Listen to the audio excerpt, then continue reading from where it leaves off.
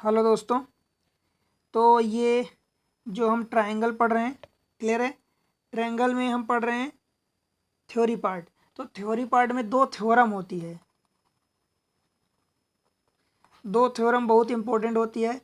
एक पहली थ्योरम जो होती है उसको थेल्स थ्योरम के नाम से जानते हैं, थेल्स थ्योरम, अथवा इसी को हम जानते हैं BPT, मतलब बेसिक प्रोपोर्शनलिटी थ्योरम। ये थ्योरम होती है, ये इतनी इंपॉर्टेंट होती दोनों थ्योरम। इन पर बेस्ड क्वेश्चन आते हैं, इनका अप्लीकेशन जरूरी होता है। 10th लेवल में तो डायरेक्टली क्वेश्चन आ जाते हैं, थेल्स के नाम से आ जाता है अथवा बेसिक प्रोपोर्शनलिटी थ्योरम के नाम से आ जाता है, क्लियर है। बट आगे चल के या अन्य जगह इनका अप्लीकेशन होता है, अप्लीकेशन यूज होता है।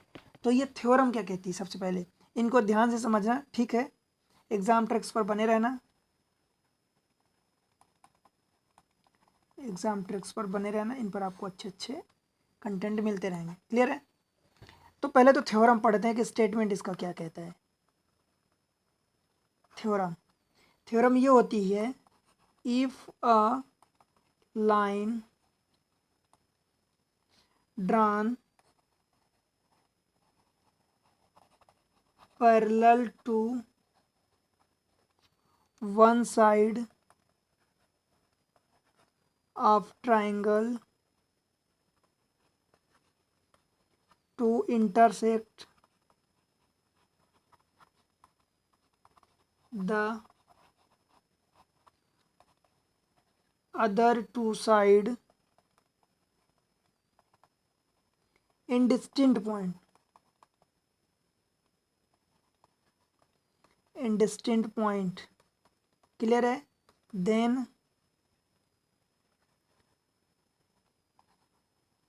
other two side are divided in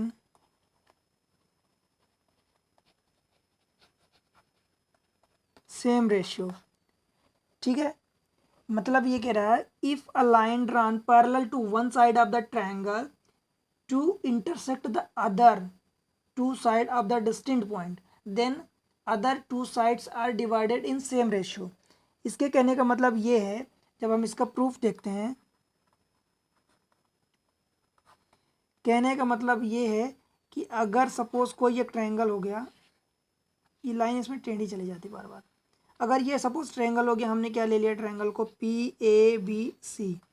अगर ये ट्रायंगल हो गया, इस पर कोई एक पैरेलल लाइन ड्रॉन की जाए, सपोज मैं इसको ले लेता हूँ PQ, ठीक है। इस पर हमने एक PQ पैरेलल लाइन ड्रॉन कर दी, जो ये PQ पैरेलल लाइन दो other line AB and AC को P एंड Q पर इंटरसेक्ट करती है, ठीक है। तो ये other two line sides divided in the same ratio means AP upon PB, means AP upon PB is equal to AQ upon QC, ये divide करेगा, ये बताना है। मतलब ये चीज़ें अपने को प्रूफ करनी है, ये अपने को प्रूव करनी है, ठीक है। ये बताना है आपको, सिद्ध करना है, ठीक है। ABC एक ट्रायंगल है, PQ इसके हम ABC के पैरेलल ले लिए, तो ये जो पॉइंट PQ लाइन जो है, इन दोनों लाइंस को जिस पॉइंट पर कट करती है, वो पॉइंट से मिला के AP अपॉन BP करस्पॉन्डिंग का रेशियो, ये आपको प्रूव करना है कि सेम होगा, ठीक है। इतना सा काम है। अब देखिए इस पर करते क्या है हम, राइट। हम क्या करते हैं कि P से इस पर एक परपेंडिकुलर लाइन ड्रॉन करते हैं, मतलब ये परपेंडिकुलर 90 डिग्री है, तो ये भी 90 होगा। ऐसे ही सेम चीज़ हम Q से, ये Q से हम इस पर एक लाइन ड्रॉन करते हैं। तो P से हमने सपोज इसको ले लिया, ये वाला पॉइंट M हो गया, इस पॉइंट को हमने N ले लिया, ये भी एंगल 90 डिग्री है, परपेंडिकुलर है, ठीक है। आपको ये ध्यान रखना है। तो ये तो हमें प्रूव करना है। टू प्रूव में इसको लिखेंगे, to prove AP upon PB is equal to AQ upon QC, ये प्रूव करना है अपने को। अपने को गिवन क्या है, गिवन इन ट्रायंगल ABC क्या गिवन है कि ये PQ जो है ये पैरेलल BC की है, ये अपने को गिवन है, क्लियर। कोई दिक्कत यहाँ तक? अब देखो इसके लिए हम क्या करते हैं, इसके लिए कुछ हम प्रोसेस अपनाएंगे, उन प्रोसेस में हम कुछ कंस्ट्रक्शन करते हैं, फिर उन्हीं कंस्ट्रक्शन की हेल्प से हम इस फिगर को जो हमें रिक्वायर चाहिए उसको प्रूव करेंगे। ठीक है, तो हम क्या करते हैं, कंस्ट्रक्ट करते हैं, क्या करते हैं, ज्वाइन, जो हमने अभी किया है, पी एम परपेंडिकुलर टू, किसके परपेंडिकुलर है, ए सी पर परपेंडिकुलर है, ये P M perpendicular to A C and Q N perpendicular to A B, ये दो चीज़ें परपेंडिकुलर है आपस में। ठीक है, अब हमें प्रूफ तो यही करना है, क्लियर है, ये प्रूफ करना है। तो हम क्या करते हैं कि एरिया निकालते हैं। अब देखो कि अगर मैं एरिया ए पी क्यू का निकालूं डिवाइडेड बाई, इस लाइन को हम मिला देते हैं, बी से क्यू को मिला देते हैं एंड पी से हम सी को मिला देते हैं, ये सी, क्लियर, इतना हमने काम कर दिया। अब देखना है इसको हम क्या करते हैं, प्रूफ करना है हमें, तो हम क्या करते हैं, टेक एरिया ऑफ ट्रायंगल, किसका ले रहे हैं हम, ए पी क्यू, ए पी क्यू कौन सा है, ये रहा पी, ये पॉइंट, ये रहा क्यू, ये रहा ए, तो triangle A P Q divided bye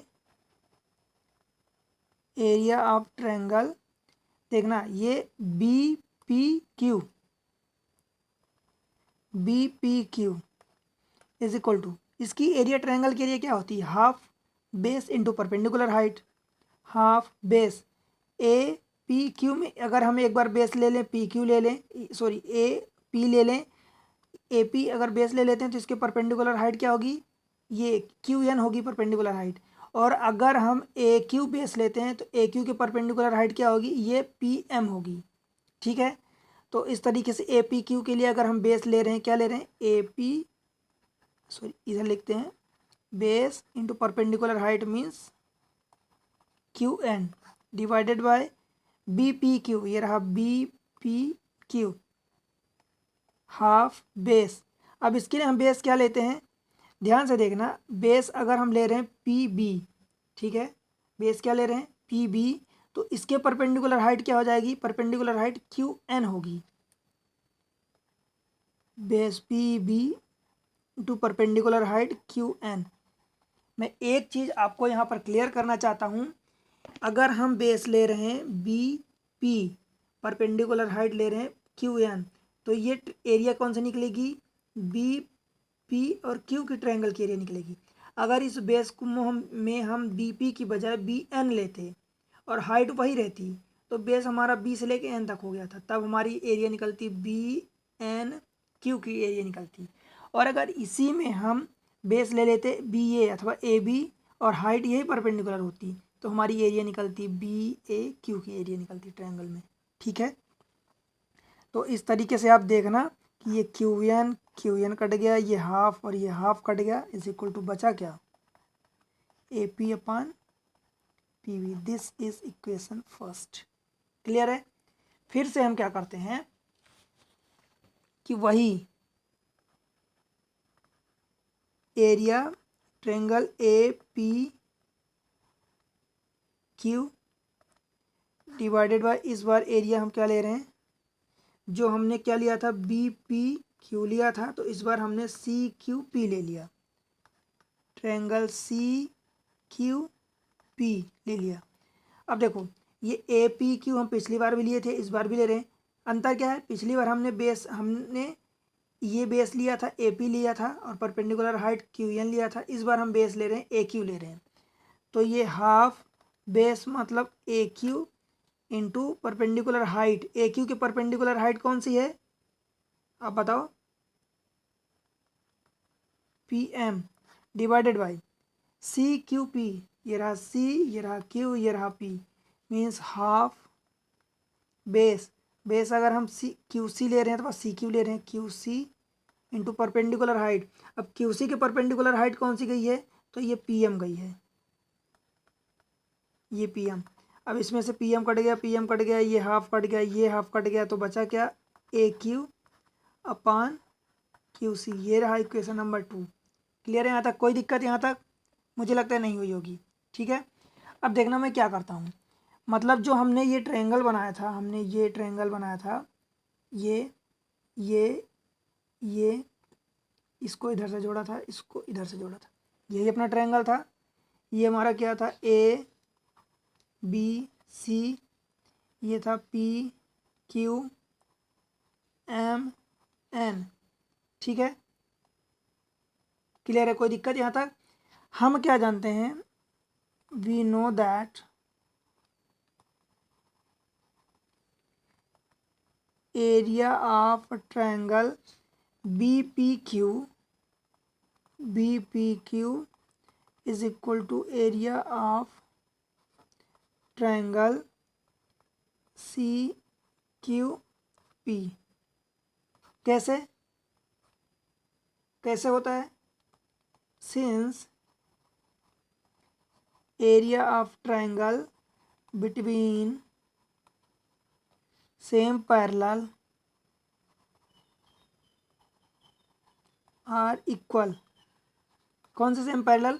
मतलब अगर ये पैरेलल दो हैं, P Q parallel to B C, ये गिवन है अपने को, P Q parallel to B C है, तो इनकी बीच की एरिया, ये एरिया जो ये ट्रायंगल बन रहा B P Q is equal to triangle ये सी क्यू पी, ये इक्वल होगा, एंड दैट इज वाई ये दोनों की एरिया इक्वल है। ठीक है, इसका मतलब हम क्या कह सकते हैं कि इसको हम क्या दे देते हैं, इक्वेशन नंबर 3। क्लियर है? अब फर्स्ट, सेकंड और थर्ड को यूज़ करके पहले वाले इक्वेशन में क्या दिया है, area of triangle A P Q हमने यही लिया था, दूसरे वाले उसकी डिवाइडेड बाय एरिया ट्रायंगल हमने क्या लिया था, बी पी क्यू लिया था, B P Q is equal to क्या दिया आया था, ए पी अपान ए पी अपान ये पी भी आया था, this is A this is P, A P upon P भी आया था, इज इक्वल टू ये मैं area of triangle A P Q divided by area of triangle. अब देखो ये बी पी क्यू जो है इसी को मैं इस थर्ड इक्वेशन से बी पी क्यू को मैं क्या लिख सकता हूँ, सी क्यू पी, मतलब बी पी क्यू को मैं ये सी क्यू पी लिख सकता हूँ, area of triangle C Q P ये लिख सकता हूँ। और ये किसका दिया है, इक्वल। सेकेंड इक्वेशन से आप देखेंगे तो ये दिया है A Q, this is A Q upon Q C, ये इक्वेशन 4 है। क्लियर है यहाँ तक, कोई दिक्कत नहीं है ना?